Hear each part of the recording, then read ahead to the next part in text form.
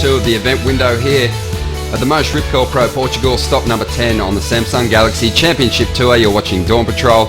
I'm Ronnie Blakey, and we have a very special show for you today. We're going to have our world title contenders, the front runners, right up there on top of the Jeep leaderboard right here on the show. Can't wait for that to happen, but before we get there, we want to welcome a former Championship Tour surfer, Ross Williams, to the show. Morning, Ronnie. And a former Big Wave Tour champ, Pete Mel. Morning.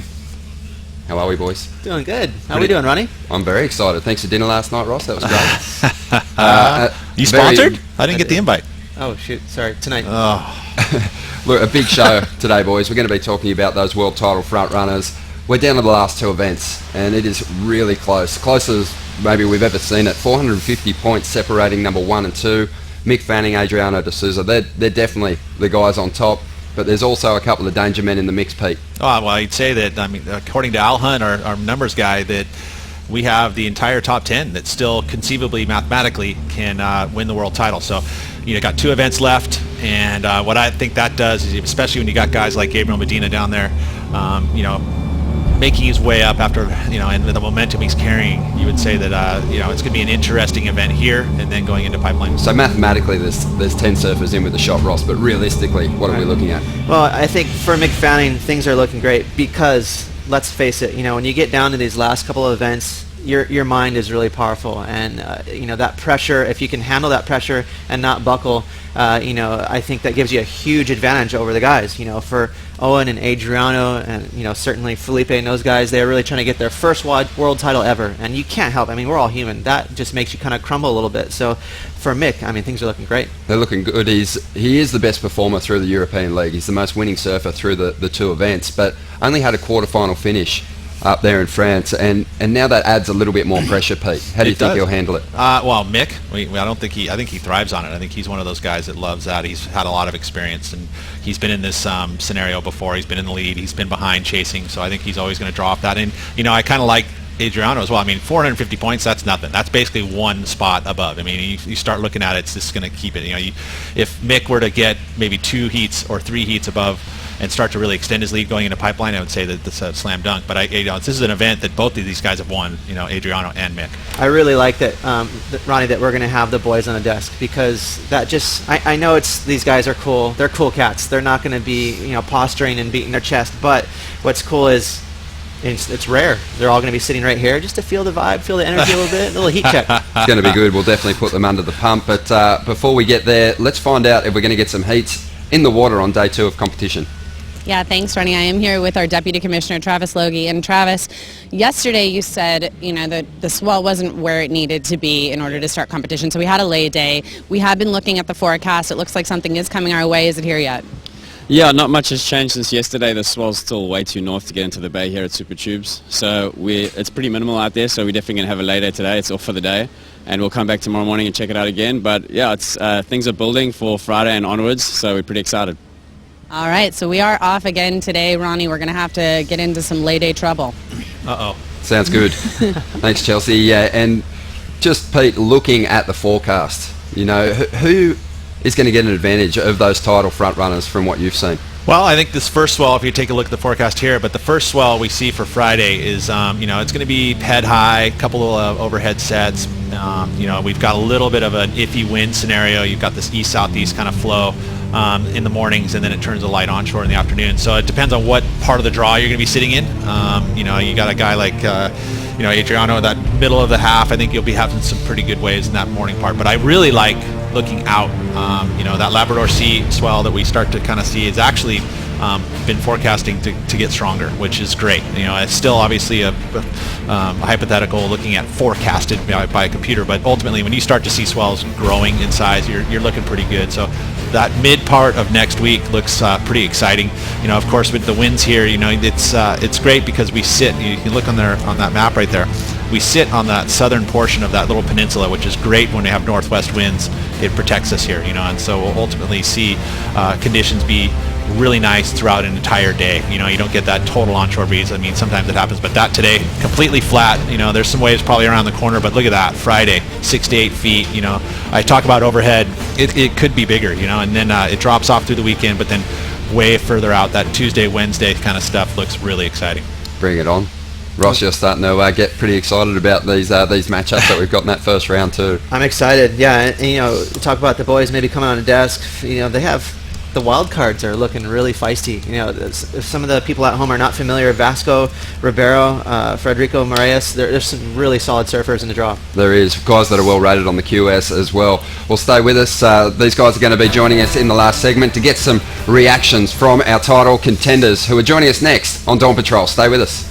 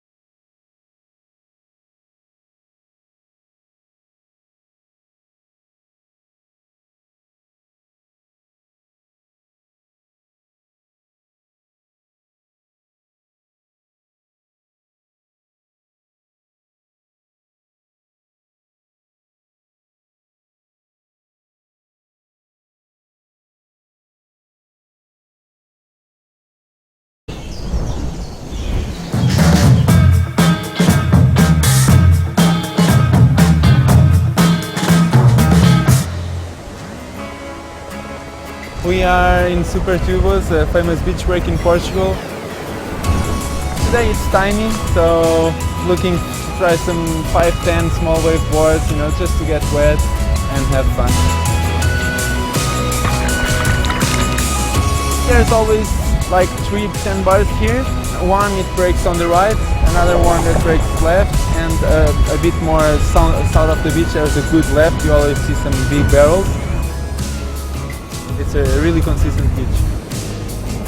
The sandbar that is in front of the contest, it's the most consistent one. It's always here and it's looking good now, even it's small. To get barrel, I think this is the best beach break in Portugal, no doubt. It's really famous and even the locals are mellow, It's a really fun wave and it's worth it to come here.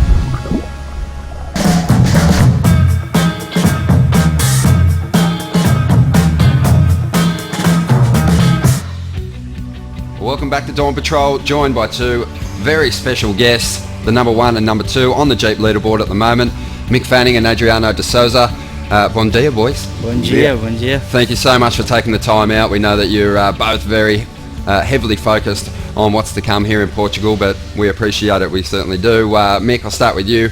Portugal, how good is it to be back? And just talk to us about your relationship with this place. Yeah, it's always great to be back, It's such a great place, and the people and the fans are just so passionate to have when the event's on. But yeah, excuse me. The wave here can be heaven or hell. It can be, everything can go right or everything can go extremely wrong, and it's a tricky one. But you just got to, do your best. This European leg, Mick, has been really good to you. You're the most winning surfer through both events. 4 wins in France, 2 wins here in Portugal. Talk to us a little bit about your victory here last season and just your headspace trying to get back into title contention in 2014? Yeah, well, I guess the day before the final day was, we had all that drama with Kelly and Gabe losing out in the third round, and I didn't have to surf that day in my third round. I had a really big final day, and I woke up and the waves were really fun, and so I was just like, well, look, just go out and just have a lot of fun and hopefully get barreled. And yeah, just each heat went out and just sort of found 2 good ones in each heat and ended up in the final and held on for the win. I love the way this title showdown is playing out with you two guys both claiming wins in this contest. Adriano, you got one of your most special victories here in Portugal. Tell us about just your run through that contest and how special it was beating Kelly in the final. Yeah, for me it was great. 2011 was super special for me, and the waves are really good. And that year I won Rio as well, so it was a super special year. And in 2015 it looked like it would be another year. So yeah, I tried to do my best at this year, and the forecast looked pretty promising. So yeah, I can't wait. That was one of my favourite wins of yours, because you proved to everyone that in quality barreling waves you can match it with the very best guys, and you had a really tough run through to that final. But there is something special about this place when it turns on. Where does it rate for you as far as the best beach breaks you've surfed? Yeah, it's true.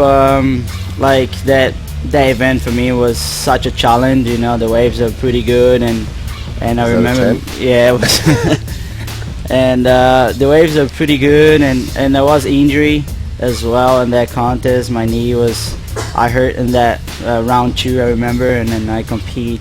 Most of the heats was only mentally, you know, my physically was not 100%, and I proved myself I can be really strong mentally. And yeah, and I saw semis the event. I saw Kelly make a 10 and a 9. I was like, it would be another crank final, and I'm so happy that final everything goes right for me and take the win. Beautiful. Mick, just quickly, just reflecting on your year, what's the standout moment so far for you in 2015? There's been a few, you know. A few moments. Yeah, there's been a few. You know, I guess everyone will run to the JB one, but you know, I think Trestles was pretty special. You know, when you had number 1 and 2 going at it for the event there. You know, that was really special. I sort of felt like everything sort of clicked. Bells was another great event for me, even though the waves weren't amazing. Just sort of everything sort of clicked well for me, and just sort of felt that confidence. So, but yeah, no, I've been having a good year, and just having a lot of fun. Beautiful. When you have a world title campaign running, obviously there's peaks and valleys throughout the season. For you, what was the low point, and is there anything you reflect on as maybe a lost opportunity? Yeah, probably the lowest point was Tahiti. You know, just with everything that sort of happened after J-Bay, I felt that preparation wasn't great. You know, just so sidetracked and just wasn't in the zone at all, really. So that was difficult. You know, I was just trying to put on a brave face. But yeah, as you say, you have those peaks and valleys, and sort of feel like things are going up a bit. You know, when I was in France, sort of felt like I was just holding on. You know, I didn't have one of those heats where everything just flowed completely right. So hopefully we can get one of those here in Portugal. Beautiful. Adriano, amazing start to the season for you, and I think the big difference for you this year is not only did you get the great start, you've had some real special moments throughout the back half of the season as well. But what is the moment that you would pick as a highlight for 2015 so far? Definitely these Margarets. You know, yeah, that contest for me was pretty tough too, and the waves are giant. Especially like you need to do so well at the box and so well in the waves of 10-footer at man break. So I think another event helped me a lot was Bells. You know, and usual I do great over there, but like this year for me was super special. See Mick at the final, and I wish so much to see the greatest out there against me. So was really mental. I know I lost, but for me it was such a special moment. And yeah, with the two great results, I hold in the lead for at least 6 months. So and right now it's another opportunity for me, Portugal, like to do well. So yeah, I can't wait. And I mentioned low points for Mick, or maybe opportunities lost. Anything that you reflect on this season and go, damn it? For me, it was Fiji against Dane. Was a pretty tough because Dane he always can be 100% in one heat, and another one 1%, and another one 30. So you never know what's going on. And that part of my year, I was such a focus to do well in that contest and get some points, and specifically that heat, they made it 1,000. So yeah, I think Fiji for me was super disappointing, but after that event, I started to building myself and building my confidence, and Most definitely. Yeah, you've bounced back really well.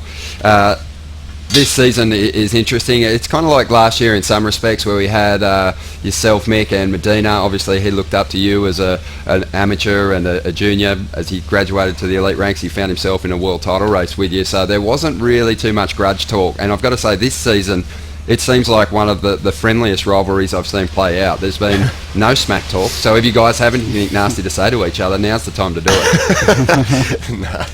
You know, I think that's the thing with our sport. You know, it's you know, you don't really compete against each other. You're on opposite sides of the draw. You don't really see each other until the final. Obviously, you keep an eye on each other, but you don't actually. You're not competing against each other. So it's, you know, to sit there and just start talking rubbish doesn't do anything for you. One thing that I wanted to bring up is the incident in Jeffreys Bay. Adriano, for you, did that just kind of give you a new perspective on your friendships on the championship tour, and has it kind of taken some of that rivalry away? No. Nice. That's a question, but beside of surfing, I have so much respect the guy next to me, and I think what he did in the sport, it's such a inspiration. But after that, what happened in J-Bay, it's everything respect. It's put on the table, you know, and it's such a good feeling. And I saw this guy survive that thing, and see he next to me right now.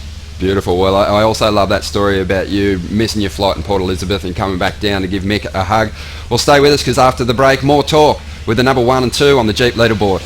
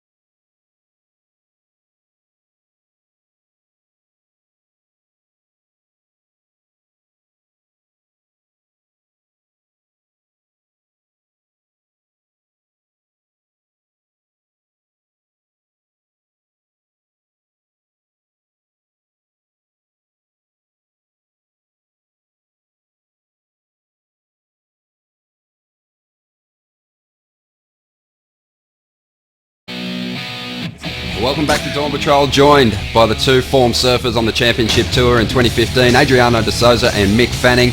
And boys, I know that you always go to worldsurfleague.com and read everything that's unfolding. And one of the big stories that broke just after France was really our first look at some world title possibilities. And going into Portugal, there is a chance that the world title can be won.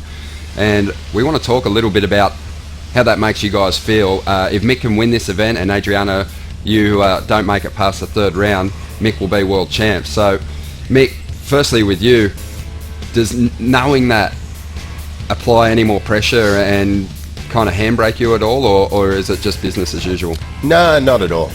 You know, how often do you win an event? So I'm sort of looking, as soon as I sort of read that, it was like, all right, it looked like we'll probably go to pipe. But so, you know, for me, as I said, France, I just didn't feel like things really kicked into gear. So, you know, my focus here is just, you know, just let everything go and just, just try and throw everything at it where I can. And so, yeah, I'm pretty excited and ready to, try and have a good event. Did France feel any different wearing the Jeep Leaders jersey for you?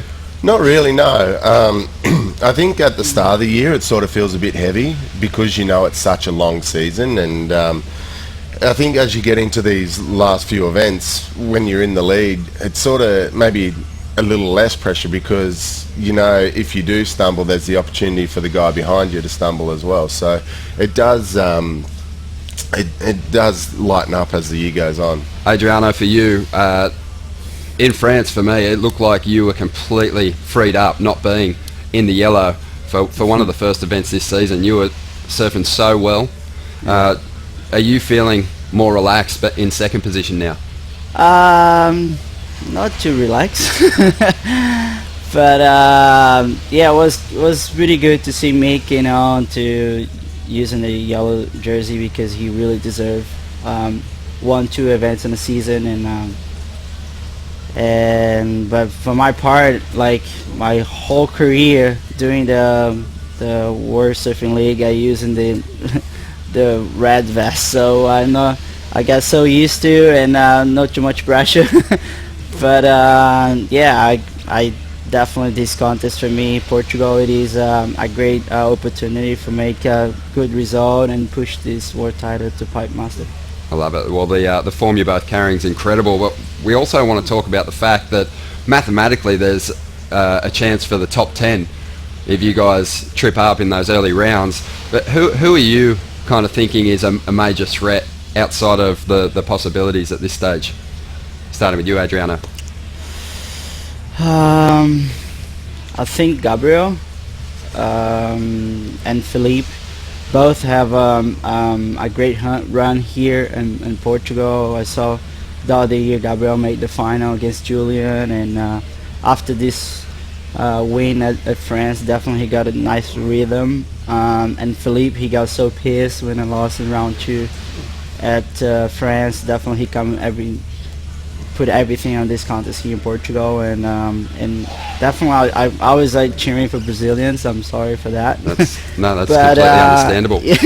Well, let me just get Mick's answer too. Mick, there's also a couple of Aussies in the top 5 with a real chance if you guys slip up at any point. How do you think Owen and Julian will go in these last 2 contests? Oh, amazing. You know, you have a look at both their surfing. Owen is incredible in all conditions, especially tubes. You know, we see him have 2 perfect heats in Fiji, and it looks like the forecast here is going to be, you know, probably more tubes. And then, you know, Julian's won both of these events. He's won Portugal and Pipeline. So, you know, it's all still open. And, you know, and then with Gabe's form that he's had in the last 4 events, I think that's the best we've seen him since last year. So, you know, it's definitely not over. It's not just the 2-horse race. And, you know, as you said, if we trip up, then those guys are straight back in it. So both of you guys have had the victory here, but neither of you have had the win at the Pipe Masters. Adriano, everyone's talking about the fact that you need to make ground on Mick now before Pipe. Is that a concern for you? No. The last few years I've been training a lot at Pipe, and I used the QS event to improve my techniques, and a couple years ago I did the final at Pipe, so I got got the rhythm going on, and especially that year made it the final, the QS, the waves are pretty big. So yeah, last year I didn't have opportunity to compete the event, and there was injury, but I wish so much to be there. And this year I hope I can bring this world title to the event and do my best out there. Beautiful. And Mick, what about yourself at Pipeline now? You've been in that pressure situation a couple of times with world titles on the line. Is it something that you relish as a championship tour surfer? Yeah, well, it's sort of like that grand final.